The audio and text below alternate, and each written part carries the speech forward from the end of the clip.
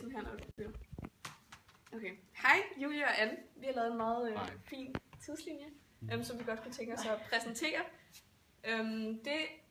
Det starter ved Big Bang, eller diskutabel, om det er Gud eller Big Bang, der nogle gange formår at skabe dette univers, men det er det, vi går ud fra. Så kommer vi op til det første, vi har fået på vores tidslinje, det er hieroglyfferne i oldtidens Egypten. Vi går videre til noget andet skrift, som er noget kileskrift, over til oldgræsk skrift. Så kommer Sisyphus-myten, som er fra det gamle Grækenland, og jeg vil gå lidt hurtigt over det. Det er Athen, demokratiet, der starter her. Så har vi den Peloponesiske krig, den romerske republik er her, og så har vi kejser Augustus, som også hedder Octavian til at starte med. Han bliver kejser i 27 før vores tid. Så kommer det nye testamente. Det er cirka skrevet i det her årstal, som er 70 til 100 efter vores... Vi snakker næsten i cirka-tal. Ja. Det er den religion, Danmark har benyttet sig af i længst tid. Vi har også noget at gøre med profet Muhammed nu til dags. Ja, det er islam, der starter der. Ja, hvad skal vi så komme ind på? Vi har nogle høvdinge i det gamle Island, også i Danmark, med noget sagatid. Og så lad os komme ind på Harald Blåtand, som gjorde Danmark kristne med Jellingstenen. Ja, han er også her. Så er der ikke så meget vigtigt. Korstogene. Ja, det er faktisk vigtigt. Det var lidt højt oppe. 1300-tallet. Ja. Der var nogle stykker. Så kommer vi til renæssancen, som er en meget vigtig tid, og den løber i ret lang tid. Det er fra 1400 til 1700-tallet. Deriblandt har vi nogle folkeviser. Vi kommer ind på noget Tycho Brahe, som kommer frem her. Ja, vi har også noget indførsel af enevælden i Danmark.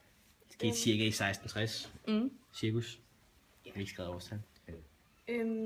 Ja, så går vi videre. Så er der noget reformation. Ja, vi har Martin Luther. Og noget kolonisering. Det er... Som er lidt nedenunder. Ja. Yes. Så går vi videre. Så kommer vi til Holberg. Oplysningstiden.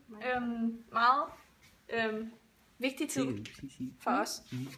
Vi har også lige grundloven. Den er ret vigtig. Den er faktisk 2 steder i grundloven. Og går over til... Grundloven bliver skrevet der. Det er jyske. Nå, det er jysk lov. Ja. Og så har vi mere oplysning. Og vi har også lige før oplysning det feudale samfund. Og sådan hierarkiet. Og så kommer vi til oplysningstid. Ja. Med Holberg og... Med Holberg. Jamen det har vi. Ja, jamen det og uafhængighedserklæring og alle de ting. Og industrialisering. Det er bodejligt. Det kommer faktisk lidt. Kommer her. Ja. Cirkus. Og så har vi også ham, der skrev vores nationalsang. H.C. Andersen. Også meget vigtigt at komme ind på. Og samt, vi har også noget impressionisme. I form af Monet. Oui. Oui, oui. Oui, oui. Og noget mere romantik og organismetanken, og der er noget nationalromantisk og grundloven. der, og så grundloven der. Ja. Og så her ved Georg Brandes, der han holder den der forelæsning i 1871, og så går man ligesom, det er ligesom starten på det moderne gennembrud. Det er det der med, at nu skal der sættes problemer til det her mig. Ja, simpelthen. Så har vi noget Hemingway, som lavede den her iceberg-teknik. Så kommer vi over i noget kunst og noget 2. verdenskrig. Eller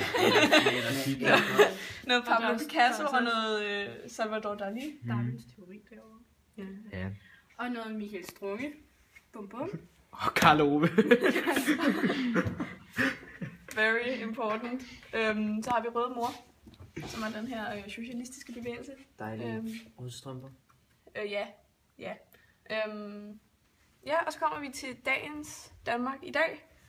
Ja, Hassan. Ja. Hassan. Det var det. Tak fordi I gad at se med. Tak for nu. Super. Og rigtig god dag. Hvordan? Yes!